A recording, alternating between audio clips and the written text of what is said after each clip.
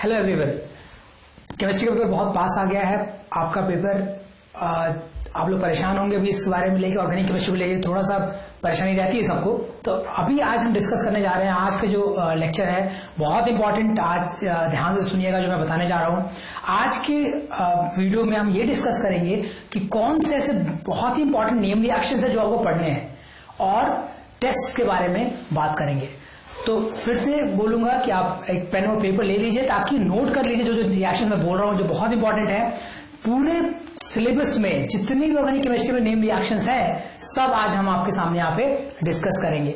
साथ में जैसे मैंने कहा था, organic chemistry is not tough, उसको तरीके से पढ़ेंगे, एक स्ट्रैटेजी से पढ़ेंगे तो इट बिकम्स इजी। सो उसको आज हम एलोबरेट करेंगे और बात करेंगे उन टेस्ट के बारे में, उन नेम रिएक्शंस के बारे में, जिससे ऑर्गेनिक केमिस्ट्री बहुत ही इजी हो जाएगी।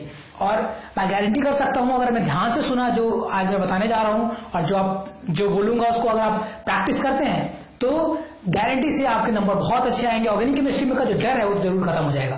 तो सबसे पहले जैसे मैंने पहले डिस्कस किया था कि जो ऑर्गेनिक केमिस्ट्री है उसमें हम लोग ब्रेक कर सकते हैं उसको नेम रिएक्शन, टेस्ट, मैकेनिज्म, फिर उसके अलावा कन्वर्जेंस और रीजनिंग क्वेश्चंस में। उस हिसाब से पढ़ने से क्या होगा कि बहुत ही आसान हो जाएगा ऑर्गेनिक केमिस्ट्री को पढ़ना। सो आज हम बात करेंगे सबसे पहले टेस्ट के बारे में और नेम रिएक्शंस के बारे में। तो आपके सामने देखिए यहाँ पे टेस्ट लिखे हुए हैं कुछ, और पूरे सिलेबस में जितने भी टेस्ट है सबको हम साथ में डिस्कस करेंगे। ये डिस्कस करेंगे क्या क्वेश्चन आ सकता है, कैसे क्वेश्चन पूछा जा सकता है, जो प्रीवियस ईयर क्वेश्चन है उनके बारे में डिस्कस करेंगे आज वीडियो में। तो सबसे पहले मैं बात करने जा रहा हूँ AgNO3 टेस्ट। AgNO3 टेस्ट क्या है? तो ये वो टेस्ट है जिसमें आप पता कर सकते हैं उसके बारे में। फर्स्ट चैप्टर में हेलो एल्केन्स जो वाला चैप्टर है उसमें कहीं लिखा हो कि CH3Cl एंड CH3Br ये दो कंपाउंड है और इनको आपको डिफरेंशिएट करना है। तो आप कैसे डिफरेंशिएट करेंगे? तो उसके लिए आप यूज करेंगे AgNO3 टेस्ट। AgNO3 टेस्ट में क्या होता है कि पहले रिएक्शन करवाते हैं एक्वस KOH या एक्वस NaOH से, और एक्वस NaOH से इसका रिएक्शन कराते हैं तो फिर उसके बाद दोबारा उसके अंदर AgNO3 ऐड कर देते हैं। तो सबसे पहले एक्वस NaOH से रिएक्शन कराएंगे, फिर उसमें AgNO3 ऐड करेंगे, और AgNO3 ऐड करने पे एक आपको मिलता है व्हाइट कलर का प्रेसिपिटेट, और जो कि होता है सिल्वर क्लोराइड का AgCl in case of CH3Cl। और इस केस में क्या बनता है AgBr, जिसका कलर होता है येलो। मतलब कि मैं क्या बता रहा हूं, ये टेस्ट है डिस्टिंग्विश करने के लिए अल्काइल हैलाइड में कौन सा अल्काइल हैलाइड है, क्लोराइड है, ब्रोमाइड है, आयोडाइड है। तो इसके अलावा और कहां यूज किया जा सकता है? इसके अलावा इसका यूज किया जा सकता है इस AgNO3 टेस्ट का कि अगर कहीं पे, ध्यान दीजिए मैं क्या लिख रहा हूं, इसका नाम आपके दिमाग में आ रहा है क्या लिखा है ये? तो इसका नाम है क्लोरोबेंजीन। क्लोरोबेंजीन की मैं बात करूं और साथ में यहां पे मैंने लिख दिया, देखिए सेम कुछ देखने में वैसा ही लग रहा है लेकिन बहुत बड़ा फर्क है दोनों में। क्या फर्क है आपको शायद आइडिया होगा।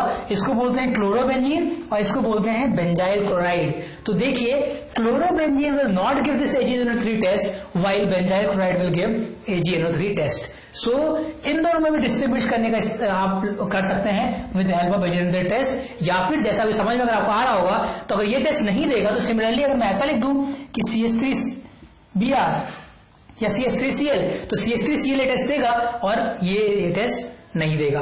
याद क्या रखना है कि कौन सा प्रेसिपिटेट और कलर क्या होगा। तो AgCl का प्रेसिपिटेट अगर बनेगा तो व्हाइट कलर होगा, AgBr बनेगा तो येलो कलर होगा, वैसे AgI बनेगा तो येलो कलर होगा। तो आपको ये टेस्ट आसानी से याद हो जाएगा, आई थिंक सो। इसके बाद दूसरे टेस्ट की बात करते हैं। दूसरा क्या टेस्ट आ सकता है पेपर में, वो है आइडोफॉर्म टेस्ट। सबसे इंपॉर्टेंट, जितना मैंने लिखा है सबसे इंपॉर्टेंट है आइडोफॉर्म टेस्ट।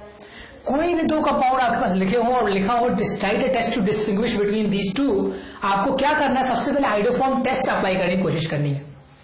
क्या आइडोफॉर्म टेस्ट अप्लाई हो रहा है उसमें या नहीं हो रहा है, सबसे पहले ये सोचना है, फिर कुछ और सोचना है। ऐसा इसलिए बोल रहा हूं बिकॉज मोस्ट ऑफ द जो कंपाउंड्स हैं वो आइडोफॉर्म टेस्ट से ही क्लियर हो जाएंगे कि कौन से दो कंपाउंड है। अब आइडोफॉर्म टेस्ट के बारे में ध्यान से सुनिए मैं क्या बता रहा हूं। तो देखिए आइडोफॉर्म टेस्ट वो कंपाउंड देते हैं जिनके पास मिथाइल ग्रुप होता है या फिर एक कार्बन होता है, कहां पे, जो ग्रुप लगा है उसके जस्ट बगल में, इस साइड या इस साइड। तो ऐसे कंपाउंड ही आइडोफॉर्म टेस्ट दे सकते हैं और कौन से होने चाहिए, कीटोन या एल्डिहाइड। तो देखिए ये क्या है कीटोन, अगर मैं एल्डिहाइड बनाता हूं तो ये देखिए ये भी आइडोफॉर्म टेस्ट दे सकता है क्योंकि यहाँ पे मिथाइल ग्रुप लगा हुआ है। तो मिथाइल कीटोन या मिथाइल एल्डिहाइड आइडोफॉर्म टेस्ट दे सकते हैं। इसके अलावा और कौन टेस्ट दे सकता है, तो जरा ध्यान देखिए CH3CH2OH। मैंने कहा था कि मिथाइल मतलब एल्डिहाइड देगा, कीटोन देगा, एल्डिहाइड देगा, लेकिन फिर मैंने क्या लिखा हुआ है एल्कोहल। तो रीजन ये है कि अल्कोहल कन्वर्ट हो जाता है इनमें से किसी एक में और फिर ये भी आइडोफॉर्म टेस्ट देता है, लेकिन सारे अल्कोहल देंगे आइडोफॉर्म टेस्ट नहीं। एग्जाम्पल देखिए ये क्या लिखा हुआ है, इथाइल अल्कोहल या फिर इथेनॉल। दूसरा मैं क्या कर सकता हूं, यहां पे ऐसा कुछ, क्या ये आइडोफॉर्म टेस्ट देगा, आपको समझ में आ रहा है मैं क्या बोल रहा हूं, क्या ये आइडोफॉर्म टेस्ट देगा। तो देखिए मैंने कहा था OH ग्रुप के पास वाला जो कार्बन होगा वो मिथाइल CH3 होना चाहिए, बट यहां पे क्या है CH2 है, या ये कहूंगा टर्मिनल कार्बन होना चाहिए, मतलब एंड होना चाहिए वहां पे, जैसे कि यहां पे ये, यहां पे और यहां पे ये वाले कार्बन है जिसकी वजह से आइडोफॉर्म टेस्ट दे रहा है और ये आइडोफॉर्म टेस्ट नहीं देगा। ये वाले क्वेश्चंस बहुत सारे हैं, आप प्रीवियस ईयर पेपर उठा के देख लीजिए, कहीं से कोई कॉम्पिटिशन में कहीं भी आप जाएंगे, ऑर्गेनिक केमिस्ट्री से रिलेटेड क्वेश्चन देखेंगे तो आइडोफॉर्म टेस्ट पे क्वेश्चन जरूर आता है। अब इसके बाद एक बात करता हूं कि टेस्ट होता क्या आइडोफॉर्म टेस्ट। तो देखिए सबसे पहले ये क्लियर हो गया कि आइडोफॉर्म टेस्ट कौन देगा। इसके बाद देखिए अगर मान लेते एग्जाम्पल ले लेते हैं CH3 डबल बॉन्ड, इसका नाम क्या होगा, तो ये है इथेनल। अब इथेनल देखिए, इथेनल का आइडोफॉर्म टेस्ट जब कराएंगे तो बहुत सारे बच्चे कंफ्यूज हो जाते हैं क्योंकि दो जगह 2-3 तरीके से लिखा रहता है। जैसे कहीं पे लिखा रहता है NaOH प्लस I2 या फिर NaOI, both are same, because ये मिलकर भी यही बनाएंगे। अगर NaOI लिखा हो या NaOH प्लस I2 लिख रहे हैं, दोनों केसेस में ये आइडोफॉर्म टेस्ट ही देगा। आइडोफॉर्म टेस्ट कैसे है या फिर क्या इसमें विजिबल चीज क्या दिखती है, तो इसमें बनता है आइडोफॉर्म, जिसका फॉर्मूला होता है CH3। CH3 जो बनता है उसका कलर होता है येलो प्रेसिपिटेट बन जाता है, जिससे हमें पता चलता है कि ये कंपाउंड आइडोफॉर्म टेस्ट दे रहा है तो बाकियों से ये अलग है। क्वेश्चन ऐसे ही आता है, 2 कंपाउंड दिया रहता है, आपको बोला जाता है कि आपको ये बताना है कि कौन सा कंपाउंड आइडोफॉर्म टेस्ट देगा या भी डिफरेंशिएट करना है दोनों में। तो जैसे एग्जांपल अगर मैं बताऊं तो अभी मैंने 2 लिया था, इथेनॉल एंड प्रोपेनॉल। तो क्वेश्चन ये है कि इथेनॉल और प्रोपेनॉल को डिस्टिंग्विश करो, तो कैसे करोगे आप। तो देखिए इथेनॉल प्रोपेनॉल डिस्टिंग्विश करने जाऊं तो मैं कैसे बनेगा, CH3 CH2OH और CH3 CH2OH। अब मैं इसमें ये कहूं कि ये देगा आइडोफॉर्म टेस्ट, ये नहीं देगा आइडोफॉर्म टेस्ट, तो क्लियर हो गया। जब ये वाला कंपाउंड का हम टेस्ट कराएंगे आइडोफॉर्म टेस्ट, इसमें येलो कलर की पीपीटी बनेगी, तो इससे बात क्लियर हो गई कि यहां पे ये कंपाउंड में दोनों में डिफरेंस हम कर पाए। अभी जो मैंने लिखा था सेम चीज यहां भी लिख लेंगे आप, और जैसे मैंने कहा इसमें पहले एल्डिहाइड बनता है फिर उसके बाद आइडोफॉर्म टेस्ट देता है।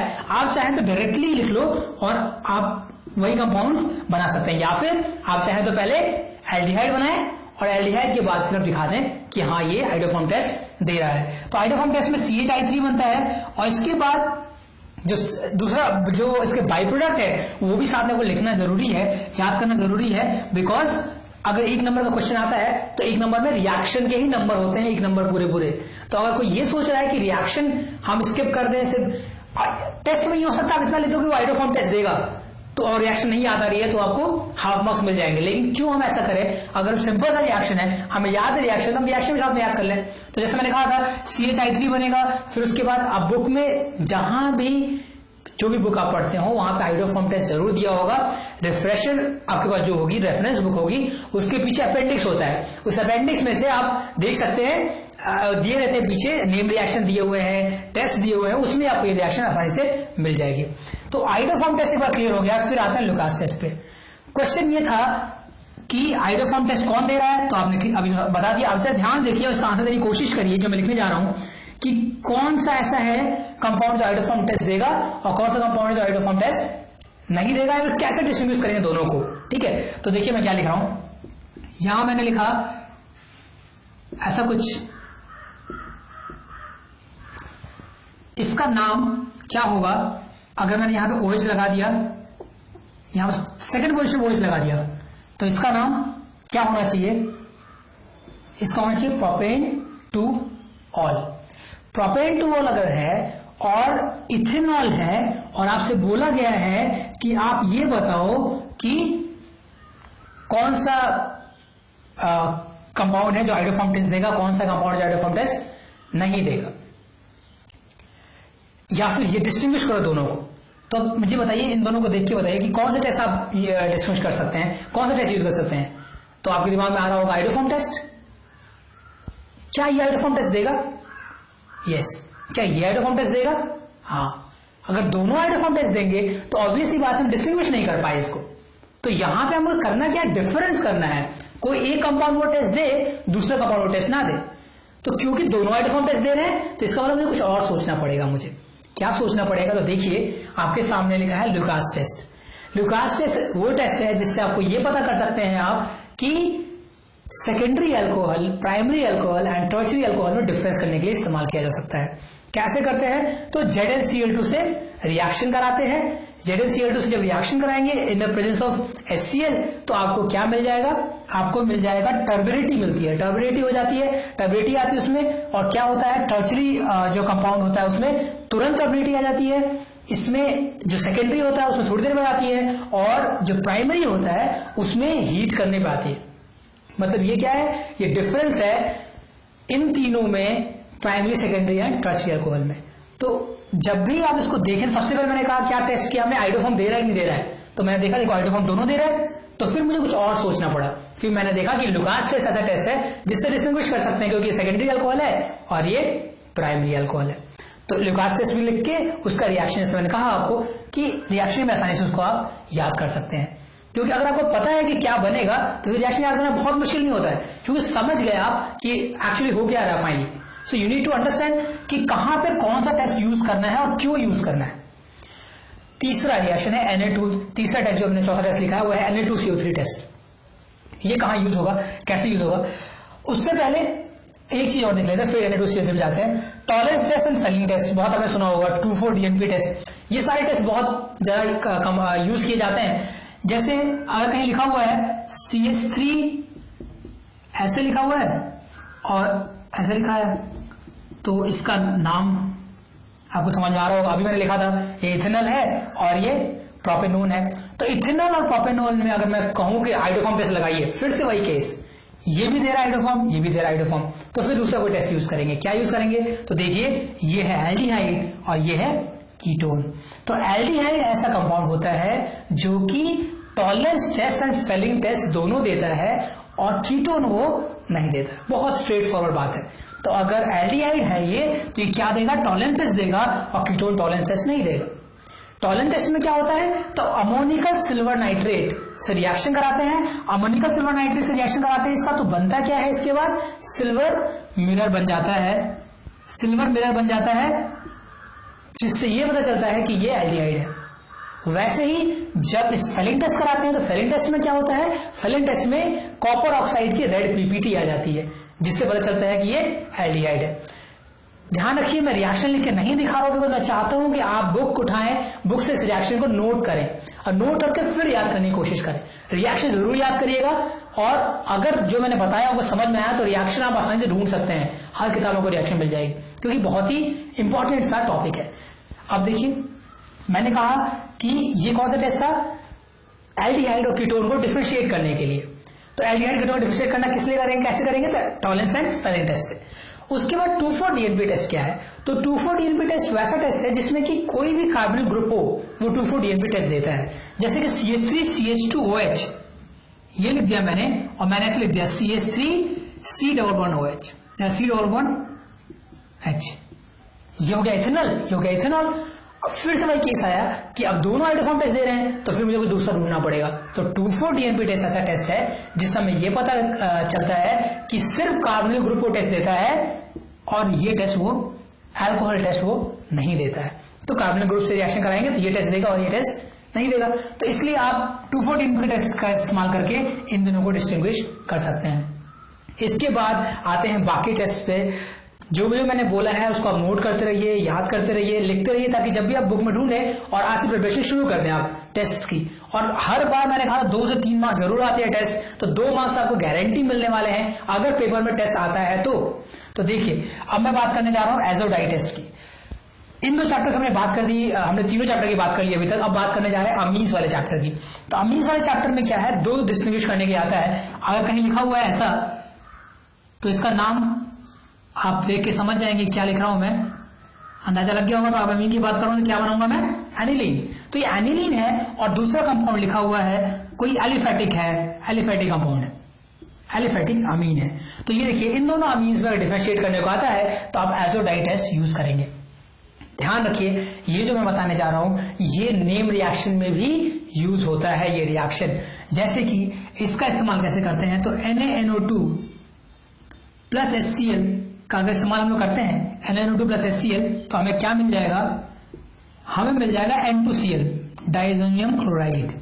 और डाइजोनियम क्लोराइड से हम लोग वापस बना सकते हैं रिएक्शन करा के ऑरेंज डाई बन जाता है। कंपाउंड ऐसा बनता है जिसका ऑरेंज डाई बनती है, इसका कलर ऑरेंज होता है, तो इसलिए इसको एजो डाई टेस्ट बोलते हैं।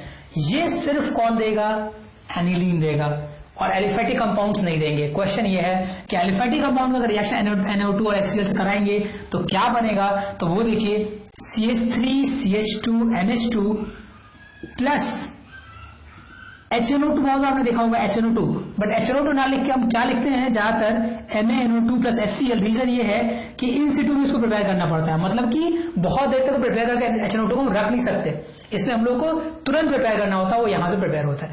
ये लिखा है तब भी वही मतलब है, ये लिखा है तब भी वही मतलब है। तो इस केस में अल्कोहल बन जाता है CH3CH2OH और ऑरेंज डाई नहीं बनता है। तो इसका इस्तेमाल करके आप डिस्टिंग्विश कर सकते हैं एलिफेटिक एंड एरोमेटिक अमीन्स में। फिर एक आता है कि आपको यह डिस्टिंग्विश करना है इनको लेके कि 1 डिग्री 2 डिग्री 3 डिग्री अमीन्स के बारे में डिस्कस करना है। अब वो करना है तो उसके लिए क्या है, हिंसबर्ग टेस्ट है। हिंसबर्ग टेस्ट में क्या है, तो बेंजीन सल्फोनिल क्लोराइड से रिएक्ट कराते हैं। कभी कोई क्वेश्चन आता है व्हाट इज हिंसबर्ग रिएजेंट, तो हिंसबर्ग रिएजेंट क्या होता है, benzene sulfonyl chloride. Hinsberg test में क्या होगा कि आप 1 डिग्री 2 डिग्री 3 डिग्री अमीन जो है उसका रिएक्शन बेंजीन सल्फोनिल क्लोराइड से कराएंगे, फिर जो कंपाउंड बनेगा उसका रिएक्शन KOH से कराएंगे। तो कुछ जो होंगे वो सॉल्युबल होंगे, जो प्राइमरी होगा सॉल्युबल होगा, सेकेंडरी सॉल्युबल होगा, फिर क्या होगा, थर्ड से रिएक्शन ही नहीं होगी। तो हिंसबर्ग टेस्ट बहुत इंपॉर्टेंट टेस्ट है आपके अमीन्स में। अमीन चैप्टर जो आप NCERT खोलोगे तो अमीन चैप्टर बहुत अच्छे से हिंसबर्ग टेस्ट दिया हुआ है, उसको अच्छे से प्रिपेयर कर लो। हो सकता है डायरेक्टली नाम से आ जाए व्हाट इज हिंसबर्ग टेस्ट, तो आपको पढ़ना तो पड़ेगा ही उसको। इसके बाद 2 टेस्ट बच गए Na2CO3 एंड FeCl3, उसको डिस्कस कर लेते हैं। ये दोनों कहाँ यूज होता है, तो देखिए एक अलग सा कंपाउंड है जिसका नाम है फिनॉल। तो फिनॉल की प्रॉपर्टी ये है कि FeCl3 से जब रिएक्शन कराते हैं तो एक वायलेट कलर का एक कंपाउंड बनाता है। FeCl3 से रिएक्शन कराते हैं तो वायलेट कलर का जो कंपाउंड बनता है उससे पता चलता है कि फिनॉल है। कोई और ये रिएक्शन नहीं देगा, सिर्फ फिनॉल देगा। तो फिनॉल के साथ कोई और कंपाउंड आपको दिया हो, कुछ भी दिया हो, आप कौन सा टेस्ट कराएंगे, FeCl3, बिकॉज कोई और कंपाउंड देगा ही नहीं। तो आपके लिए स्ट्रेट फॉरवर्ड रास्ता बहुत आसान हो गया। क्या फिनॉल और किसी और में आपको डिस्ट्रीब्यूट करना है, सिंपल FeCl3 टेस्ट। वैसे ही अब बात करते हैं एसिड्स की। अगर कहीं एसिड दिया हुआ है तब क्या करेंगे, देखिए CH3C_O OH एसिडिक एसिड है, और कुछ और दे दिया CH3C_H, ये इथेनॉल है। तो बोल दिया गया कि अब इनको डिस्टिंग्विश करो, कोई टेस्ट करो। तो ध्यान रखिए जितने भी एसिड होते हैं सारे एसिड सोडियम कार्बोनेट या सोडियम बाइकार्बोनेट जब रिएक्ट करते हैं तो बनाते हैं salt plus water plus CO2। So effervescence of CO2 आपको दिखते हैं, बहुत ही ब्रिस्क एफर्वेसेंस दिखते हैं जब Na2CO3 से आप रिएक्ट कराते हैं। तो सो आपके लिए रास्ता आसान हो गया। अगर कोई भी एसिड आपको दिख रहा है और कोई और कंपाउंड किया तो बिना सोचे, कुछ ज्यादा सोचे, आपको क्या करना है, सिंपल Na2CO3 से रिएक्शन करा देना है। एक बार Na2CO3 से आपने रिएक्शन करा दिया, आपको CO2 गैस मिल गई, तो आपको एफर्वेसेंस दिख गए और आप इससे कंक्लूड कर सकते हो कि the compound is acid and distinguish हो गया। अब क्या आपको लगता है जो मैं अभी बताया वो मुश्किल था? मुझे लगता है ये मुश्किल है, क्योंकि अगर अभी तक आप दिमाग में ये लेके बैठे हैं कि ऑर्गेनिक केमिस्ट्री बहुत मुश्किल है, कैसे करेंगे, तो प्लीज आपको दिमाग से निकालना पड़ेगा, क्योंकि पेपर है, आपको ऑर्गेनिक केमिस्ट्री पढ़नी ही पढ़नी है, ऑप्शन ही नहीं है हमारे पास। तो बोला जाता है ना कि अगर ऑप्शन है कि या तो काम करो ही मत या काम करो तो बहुत अच्छे से करो। तो वही चीज हम कोशिश कर रहे हैं आपको बताने के लिए कि देखिए आपको पढ़ना तो है ही, तो क्यों ना शुरुआत करें जैसे हम बताने की कोशिश कर रहे हैं। देखिए तो मैंने कहा कि टेस्ट आपने लिख लिए, प्रिपेयर कर लेंगे आप टेस्ट, और एक बार आपका टेस्ट प्रिपेयर हो गया तो 2 मार्क्स से 3 मार्क्स की गारंटी है कि आपके पूरे सही होंगे अगर आपने इतने टेस्ट प्रिपेयर किए। इसके अलावा बुक में और टेस्ट है नहीं कहीं, आप चाहे तो क्रॉस चेक कर सकते हो। अब इसको मैं मिटाने जा रहा हूं और बात करेंगे रिएक्शंस के बारे में। वो नेम रिएक्शंस जो कि बहुत ही इंपॉर्टेंट है, 5 to 8 मार्क्स तक आपको वो दिला सकती हैं। तो फिर वही मैंने कहा 18 मार्क्स आता है ऑर्गेनिक केमिस्ट्री, और 18 में से अगर मैंने यहाँ पे 2 से 3 मार्क्स यहां पढ़ लिए तो यहां से 5 से 8 मार्क्स पढ़ लिए, फिर बचा क्या? बहुत ही कम चांस है कुछ और आने का। तो क्यों ना हम नेम रिएक्शंस को अच्छे से प्रिपेयर कर ले। तो देखिए टेस्ट के बाद हम लोग बात करेंगे नेम रिएक्शंस की। मेक श्योर कि राइट इट डाउन, ये सब लिख ले आओ। नेम रिएक्शंस पूरे बुक में जब हमने रिसर्च की, हमने अपने एक्सपीरियंस से बहुत दिनों से पढ़ा रहे हैं, तो हमें आइडिया इस बात का कि कौन से नेम रिएक्शंस हैं जो कि डायरेक्टली पूछी जा सकती हैं। पूरे सिलेबस में जितनी है उस सब हम डिस्कस करने वाले हैं। हर बुक के पीछे जितने रेफरेंस बुक है सबके पीछे नेम रिएक्शंस की लिस्ट होती है। मुझे अभी तक जो लगता है कि अगर आप पढ़ रहे होंगे तो नेम रिएक्शन आपके पास अलग से लिखी होगी और आप याद कर चुके होंगे। वो लोग जो लोग नहीं याद किए हैं, जिनको लगता है कि बहुत डिफिकल्ट है याद करना, उनके लिए हम कोशिश आज ये कर रहे हैं कि most of the name reactions को यहाँ डिस्कस कर ले, और अगर इसमें कुछ छूटती हैं तो आप बुक में देख लीजिएगा। ओवरऑल सब कुछ मिला के 30 नेम रिएक्शंस है बस।